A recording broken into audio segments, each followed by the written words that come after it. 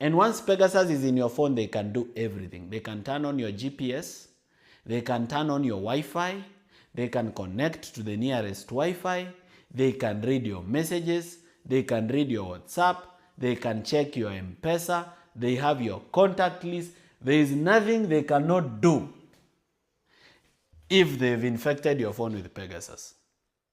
This is a festive season. On an ordinary day, we should be with our families enjoying. However, in the wake of abductions, ladies and gentlemen, I've thought it wise to leave the comfort of my home and come and teach you about some little tactics of how the government traces you, and also some self-defense tactics against abduction. So we're going to talk about abductions.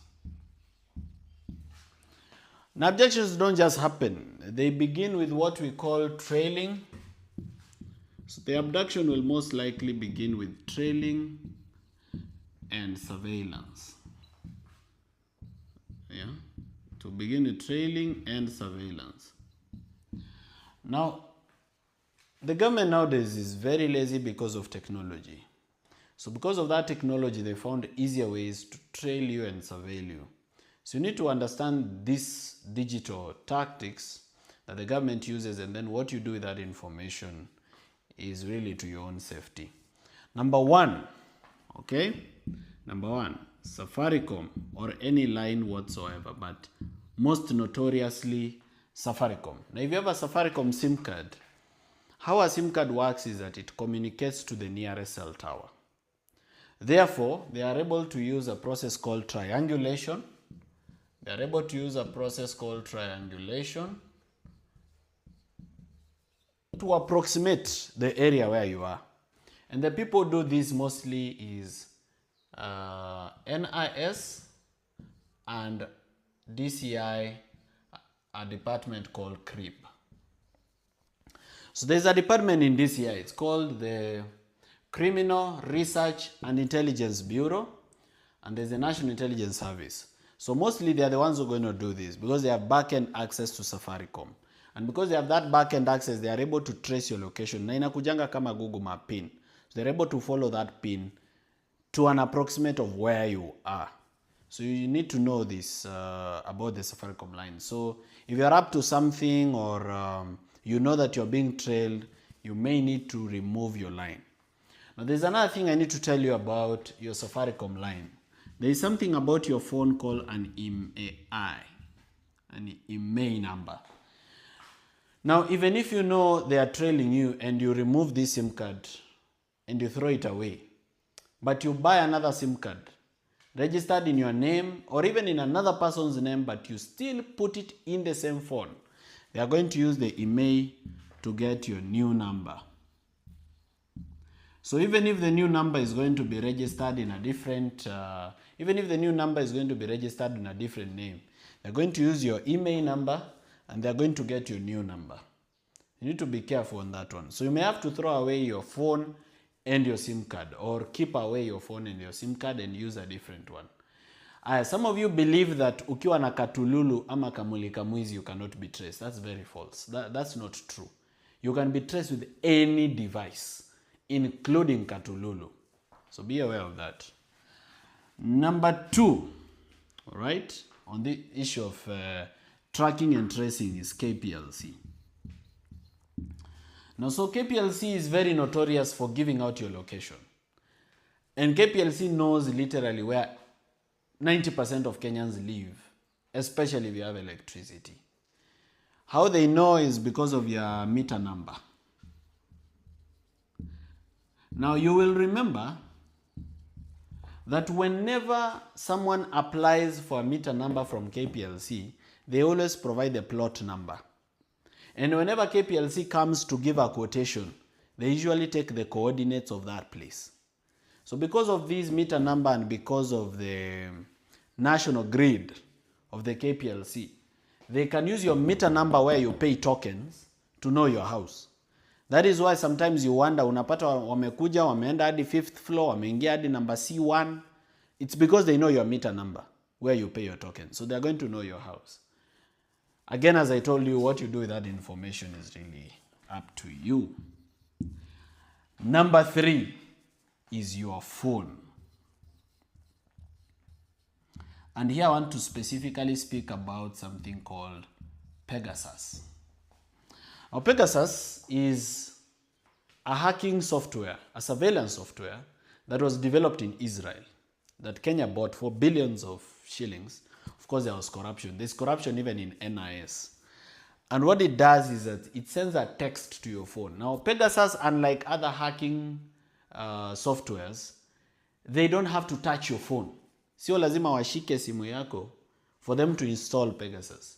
They just need to send you a message. Once the message enters your phone, it downloads the software into your phone. Now, one of the ways to know whether you have been attacked by Pegasus is you leave your phone on the table, you're not using it, then you come back and find that your phone is hot. Unaacha simu kwa meza, unakuja unapata iko na joto. The reason is it's transferring information somewhere. And once Pegasus is in your phone, they can do everything. They can turn on your GPS, they can turn on your Wi-Fi, they can connect to the nearest Wi-Fi, they can read your messages, they can read your WhatsApp, they can check your M-Pesa, they have your contact list. There is nothing they cannot do if they've infected your phone with Pegasus. Nothing at all. So now, if they've hacked you using Pegasus, the following things are going to happen. Number 1, they will access your information. They'll access your data. Everything you do, including calls. Number 2, they'll turn on your mic. So there's a microphone in your phone. They'll turn on that mic and listen to you real time. Like as you're talking, they're listening. The third thing they'll do is they'll turn on your camera. So they cannot just listen. They can also take a photo of you or a photo of your surrounding as you're holding your phone. That's what they can do with your phone when they hack it. And as I've told you, they don't have to access your phone. It's not like these hackers who send you a suspicious email, you click on the link, then they hack your phone. No. This one, if they send it to your phone, you don't need to do anything. They've hacked it.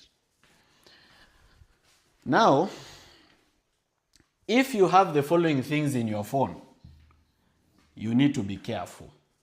Number 1, a loan app. A loan app. If you have a loan app on your phone, most apps that you use to borrow loans, what is it that a loan app usually asks you whenever you download it? Number 1 is allow contacts, allow the loan app to access your contacts. Number 2, allow the loan app to read your messages, allow the loan app to access your photos. Now, the people who are controlling loan apps in Kenya, they have access to your photos.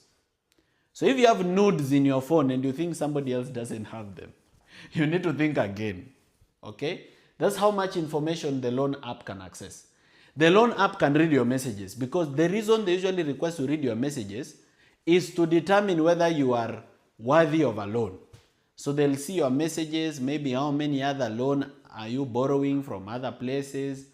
Are there people who are asking you to pay them back money that you've taken from them? From your messages, they are able to know what business you do and what you are involved in. Imagine this is personal data that they are accessing inside your phone. So if you have a loan app, you should know that everything that goes on in your phone, there's a likelihood that the loan app servers have it. Okay? Number 2, a dating app. They can either read your messages inside a dating app or they can come to you as a person wanting to date you. Now, the government has limitless resources. And NIS is allocated an unlimited budget of billions of shillings. And because people are greedy, sometimes they usually steal that money. But whenever they put it to good use or to bad use, whichever the case, they can actually send someone to date you. It can be a lady, it can be a gentleman, it Can be anything, depending on who you are and what you like. So they cannot lack 1 million or 200,000 or 50,000 or 10 million to give to someone to date you. In fact, they themselves, they have beautiful ladies and handsome gentlemen who can be given a quick Range Rover. They come and show you a lot of razzmatazz and glamour. You fall in love and they start surveilling you. So they can either do it to surveil you for information, or they can do it to kill you. So death is also a possibility. So dating app number 3 is Google Maps. Now if you have Google Maps on your phone, just go to the settings, you'll see something called Google Timeline. And if your Google Timeline is on, itakuchorea everywhere you've gone with a blue kind of thing. So if this is Google Timeline, it's going to show you everywhere you've been to. Itasema ulitoka hapa, ukakuja Umoja, ukaenda town, ukakuja Donholm, ukakuja Westi, ukateremka Mombasa Road, Mlolongo. It's going to draw everything every day, not just one day. As long as it's on, Google Timeline is drawing everywhere you go every day. So they can access it. They can know where you were on the 11th of November and where you went after that because of Google Maps. All right. Number 4. I'm now telling you about the kind of apps which, if you have in your phone, they're going to be dangerous. Sometimes they use game apps. So sometimes you may download a game app thinking that you've downloaded an app for a game, but this app is accessing other information around your phone. So it's a game app, yes, but it's also accessing your photos.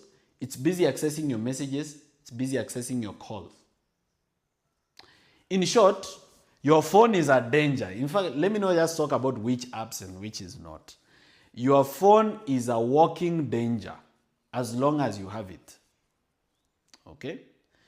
Now I see that the iPhone and BlackBerry are a bit safer.